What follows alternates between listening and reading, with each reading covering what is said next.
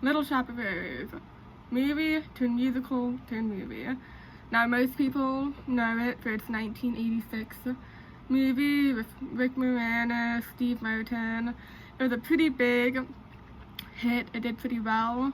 That's like one of the reasons it's still going on today. Which was adapted from the 1982 musical that was on Broadway for 5 years. It had a good run. Really, what the musical is known for is how it's like a dark comedy, horror, quote unquote. Most musicals don't do that, you know. And that was adapted from the 1960 movie, also called Little Shop of Horrors. I'm gonna go in this video work by work and try not to spend too much time on each of them. That's for you, Mr. Mason. I hope you appreciate this. 1966, Little Shop of Horrors. It has all of the iterations have the same set of characters, give or take a few. Seymour, he's the main character. He's the one that quote unquote creates the plant, even though in all of the iterations there's seeds he gets from someone else, so he just like grows it. Whatever. Mr. Mushnick, who's a shop owner of said Little Shop of Horrors. It's just a florist shop where they sell flowers on Skid Row. That's also consistent with all of the iterations.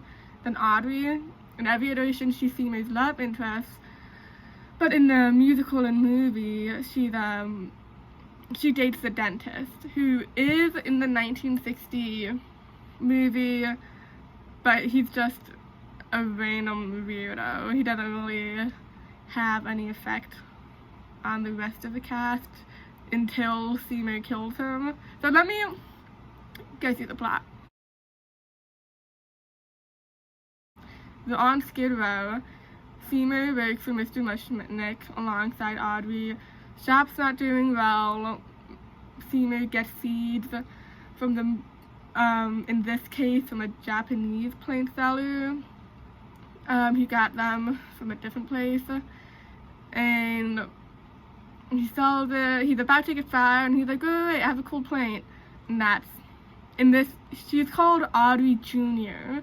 in this movie, and then everybody's like, "Whoa, cool plant!" And so it attracts new customers. Mr. Mushnick wants to fire him anyway, but this one random guy who eats flowers, just as like a bit, that's his whole thing, and he eats flowers, is like, "Don't fire Seymour, this is a cool plant."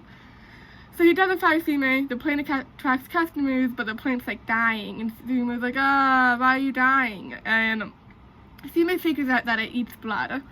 That's like, this plant's the antagonist. And he's like, "Feed me," and Seymour's like, I don't want to. Seymour accidentally kills this guy on the railroad tracks. He hits him with a rock, and then the guy like gets run over by a train. Seymour feeds that guy to the plant. Plant grows bigger, and it eventually still like running my food. Mr. Mushnick catches Seymour feeding the guy to the plant, but doesn't say anything about it. He's going to, but he sees how much business the shop is getting, so he doesn't. Seymour visits the dentist. In all of the iterations is a masochist. That's again played for bits. And Seymour kills the dentist kind of in self-defense. Not really. In self-defense. Let's say it's in self-defense. And then, interestingly enough, in both movie iterations, there's no, did I say the dentist was a masochist? The dentist is a sadist, which makes more sense. The dentist likes like inflicting pain. Ew. In both movie iterations, not in the musical, however, there's a masochist character. Which makes me wonder, because the movie very clearly goes after musical, not the first movie. So is it like just I'm assuming it's from the first movie, but it might just be a coincidence. He feeds Dentist to the plane. Plane gets bigger. Mushnik realizes, he's like, oh, that's bad. He watches the plane that night. And this only happens in the movie, the first movie, where someone comes in to rob the plane store, and Mr. Mushnik tricks him into getting into the plane because he says that the money's there. And then the plane ruins one of Seymour's dates with Audrey, so he's like, I'm done. No more plane. Like, Mushnik also resolves to get rid of the plane after Seymour gets in a road for it. That's gonna happen like the next day, but the plane hypnotizes Seymour.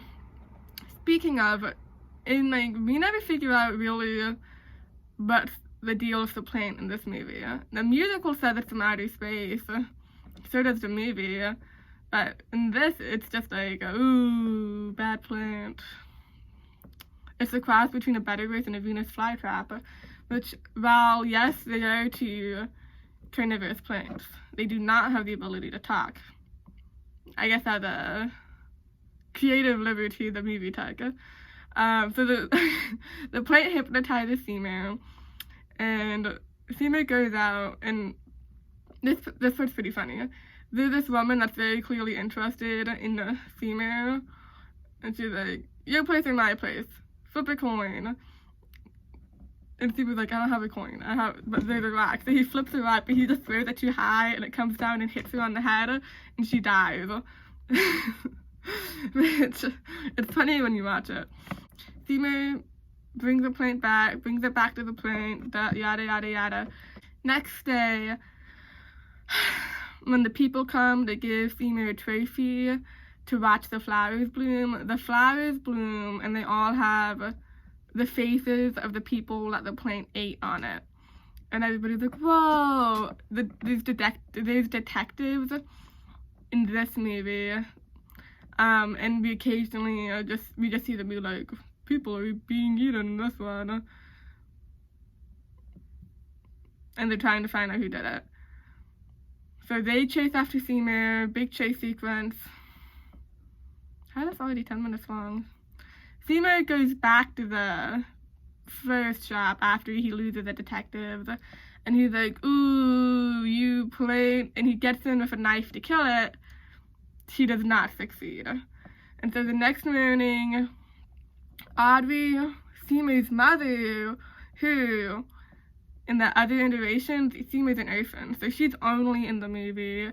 Her thing is that she's a hypochondriac, meaning like she thinks she has a bunch of fake illnesses.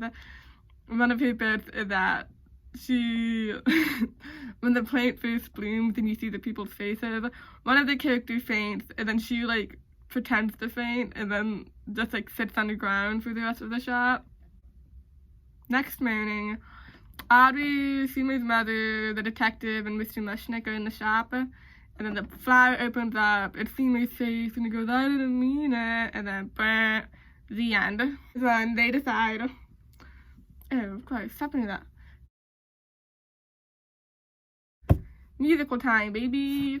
22 years after the original movie, it's adapted, and it's first performed in a Broadway workshop, and then it spends, like I said, has a 5-year Broadway run, still played here and there. I just saw it, actually. Regardless. Similar cast of characters. Mr. Mushnik, he still owns the flower shop, Seymour. In this iteration, he's an orphan. He's kind of taken in by Mr. Mushnik. He works for the flower shop. He's still the one who actually grows the plant. And there's Audrey. For some reason, a lot of the musical give her like a high-pitched, annoying voice. I know Seymour's the greatest, but I'm dating a semi-sadist. I don't know if the whole joke is that she has a high-pitched voice, but whatever. She just does. Let me scoot up a little bit.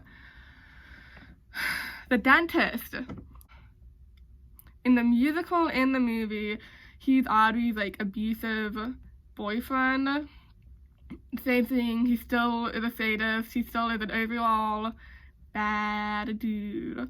And I think really what it is that with each iteration, Seymour becomes more and more of like they make Seymour better of a person in each one, really.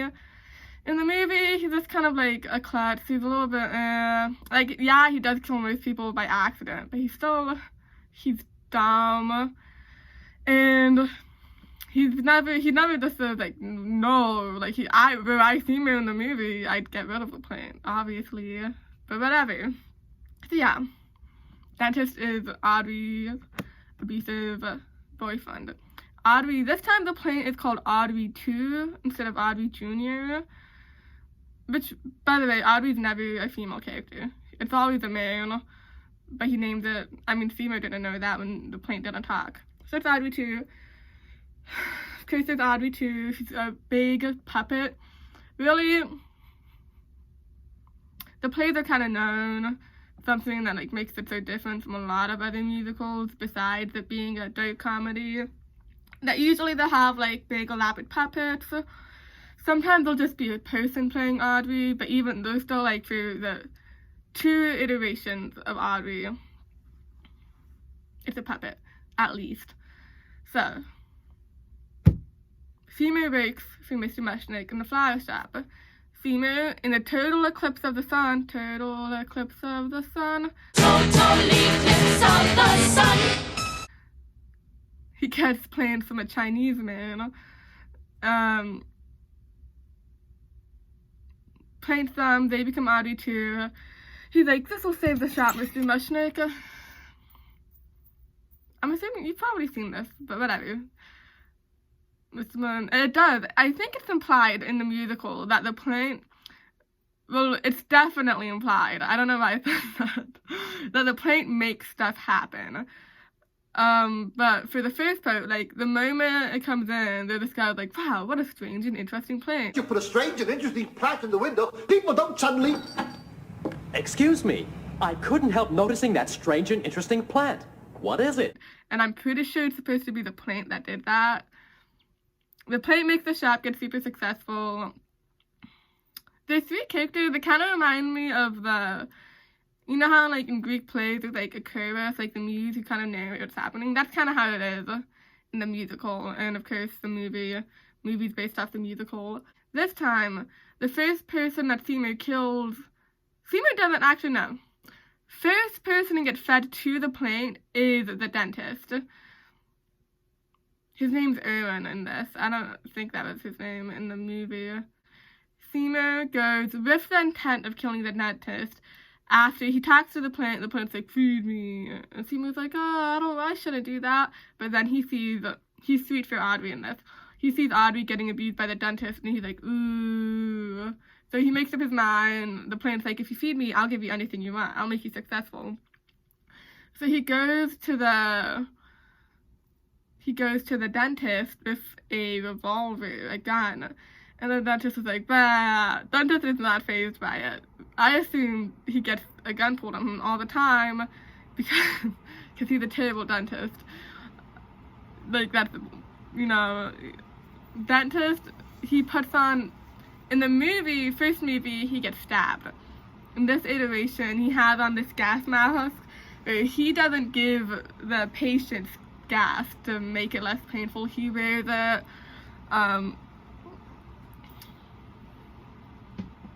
It gets stuck, and he's like, Seymour, help me, please. He sings a song. Seymour's like, wow, I don't even have to do anything. Dentist dies. Seymour feeds him to the plant. So the success of the shop is still growing. Audrey and Seymour gets together after Audrey's like, yay. Audrey's glad that the dentist is dead. But she feels bad because she's like, oh, the dentist is dead. It's my fault for wishing it. And it's like, come on, Audrey.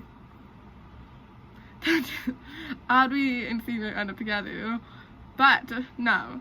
Okay. Mr. Mushnick in each iteration becomes more and more of a, like, more of a bad guy. In the movie, I want to call Mr. Mushnick a bad guy.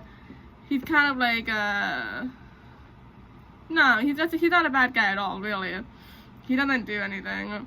In the musical, I say also not really bad guy. I mean, he's like, Seymour, be my son, let me adopt you. They have a whole musical number. So while he is like, he does that because he's worried that if he loses Seymour, the shop will stop being successful. And then, no, I'm not talking about the movie yet. Spoilers. Mr. Mushnick's more of a bad guy in the movie. But Mr. Mushnick is like, I know what you've been up to in the musical. He sees like there's blood on the linoleum, and he finds a dentist outfit in the trash can. And so he's like, listen. And the police show him a picture of Seymour's hat in the office, and he's like, listen, pal, buddy of mine, I won't turn yourself in for my conscience. And Seymour's like, fine. They get ready to go, but Seymour's like, oh, I left the receipts for the day in the plane. And so Mr. Mushnick looks in the plane, gets eaten by the plane. Seymour's super guilty now. As he should be. Like, come on, Seymour, stop feeding people to the plane. That's not cool. Seymour, of course, gets more and more successful. Plane's getting all big in his britches. And Seymour's like, no more. Not really, but he makes the plan that after he's gonna get a big check to go run away with Audrey and get rid of it, kill the plane, burn the plane. But one night, Audrey's like called to the plane. So like, ooh, goes to the plane, and plane sings a little song. Seymour rushes in. Audrey's like getting eaten by the plane. Audrey sings her song as she dies, and then like she's like, feed me to the plane, Seymour. Then I'll be part of the plane, and it'll take care of me, and yada yada yada. Audrey gets eaten by the plane, and Seymour is like, next morning, Seymour gets offered by someone where they want to take snippings of the plane and like sell new Audrey tubes everywhere. And Seymour's like, no, get out of here. And then he realizes that that's what the plane wants. A bunch of baby Audrey tubes. It'll take over the world. Because he's a bad guy from outer space. He's an alien. Alien plane. And so he tries to kill the plane. He shoots it bulletproof. Gives it rat poison proof, I guess. Doesn't work. And he's like, I'll kill you from the inside. He takes the axe. He gets in the plane. Gets eaten by the plane. He doesn't take it apart from the inside. And so they take clippings of the plane anyway, sells it. They have a big song at the end. Don't feed the plane. Doo, doo, doo. That's not how the song goes. And it's like a cautionary tale. Don't feed the plane. Ooh. Movie time. 1986. There's a movie of it. People like the musical. People like the movie. Rick Moranis, little boy. He's not a little boy in this. He does give off little boy vibes. That's the big name of the movie. Everybody knows Rick Moranis, even if you don't know his name. But he was in Honey, I Shrunk the Kids, Spaceballs, the other Honey, I Blew Up the Baby.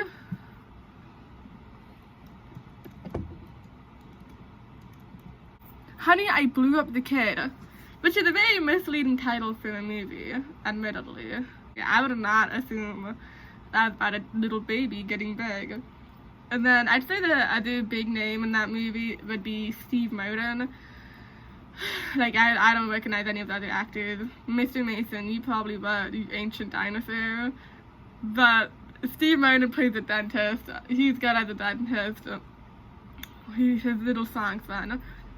I'd say for the most part, the movie follows the musical plot pretty closely, except in the, like I said,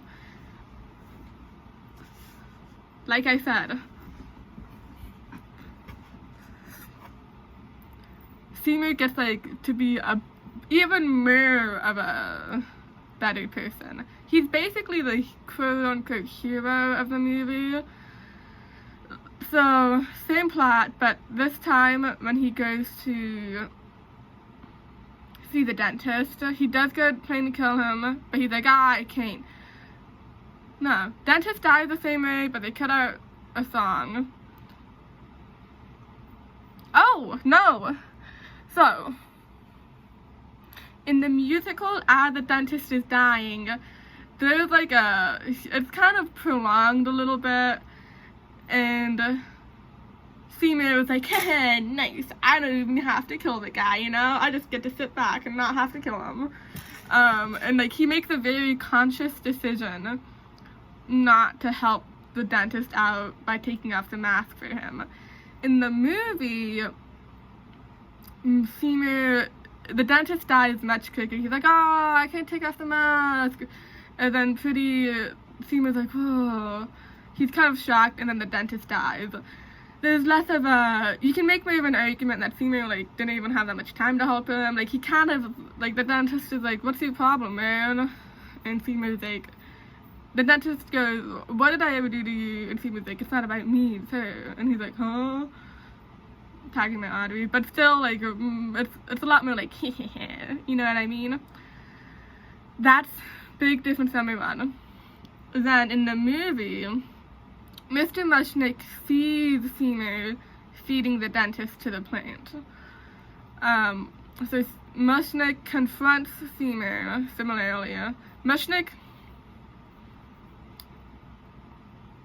difference number two is that Mushnick never officially adopts Seymour in the movie, I think.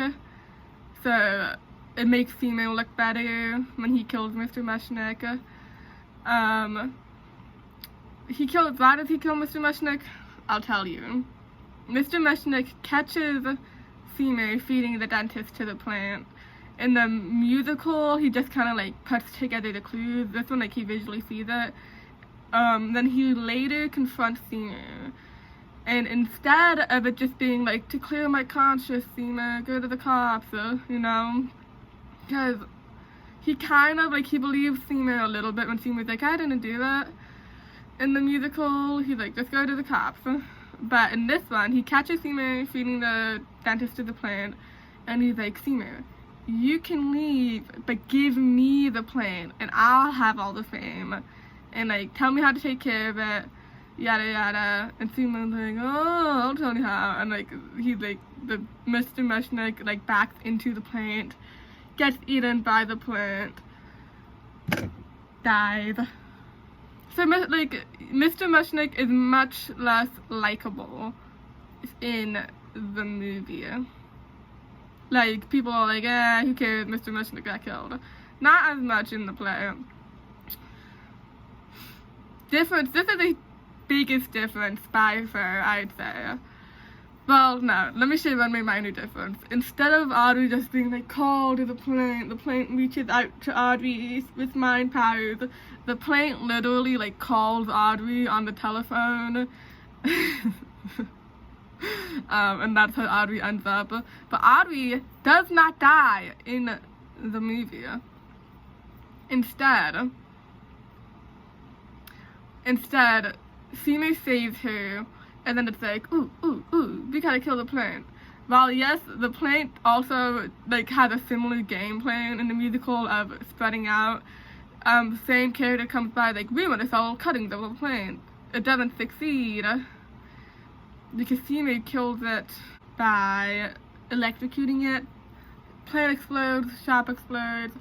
Audrey and Seymour go live in the suburbs, live their little dream life, and then there's like a little plant in the garden, little baby Audrey too, who's like hee. But come on, you already defeated the first one, so it's like, ooh, not that, but like, they live happily ever after, you know? They remove some songs from they have to remove some songs from the musical to movie. They remove It's Just the Gas, which is what the dentist thinks, that he's like asphyxiating. No. They remove Somewhere Green, Reprise. Audrey sings it when she's dying. Audrey doesn't die, no submarine screen. They removed Don't Feed the Plane because, like I said, in the musical, they sell little Audrey 2s, and then all those Audrey 2 babies are like, feed me. So this one's like, don't feed the plane. They add in Mean Green Mother from Outer Space. Audrey 2 and his little baby Audrey sings that. And so those are the differences. The question is, why? Why does the musical have a different ending? Why bother changing it? Well, originally, it was going to be the same ending. They released a similar, but for screen testing, the audience was like, boo, we don't like that. And so they rewrite it, give them a happy ending. You'd think that if the audience hated it for the movie, they wouldn't have liked it for the play. But that wasn't the case. At least not so much that the musical wasn't successful. And me personally, I think that's because for plays, I feel like plays genuinely have less of like a pow pow effect on people, especially comedic effects. Like, sure, the characters die, but then you see the same actors come out and they're like, ha ha ha, they're raving, they're bowing, everybody's like, woo woo, you know. But I think people are more immersed by movies, and like they get a little bit more like connected to characters in movies. And so whenever you see the characters die on screen in Sing Me a Moaning Tale, it's a bit more of like a bummer, you know, especially since the whole movie is all like comedic for the most part. We already Seymour the most sympathetic character, so seeing Seymour die, you're like, no, Seymour. People don't like it as much.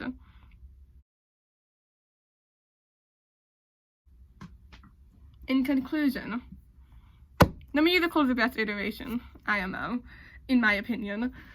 The movie's good. I really do enjoy the movie. I think they do a good job with the music, but I like the music in the musicals better sometimes. They took out some good songs for the movie, and I think it's a better ending in the musical. Not to be a downer, but I feel like having Seymour die in the end is a good, it enforces the lesson more of don't be greedy, don't like give in too little to be successful.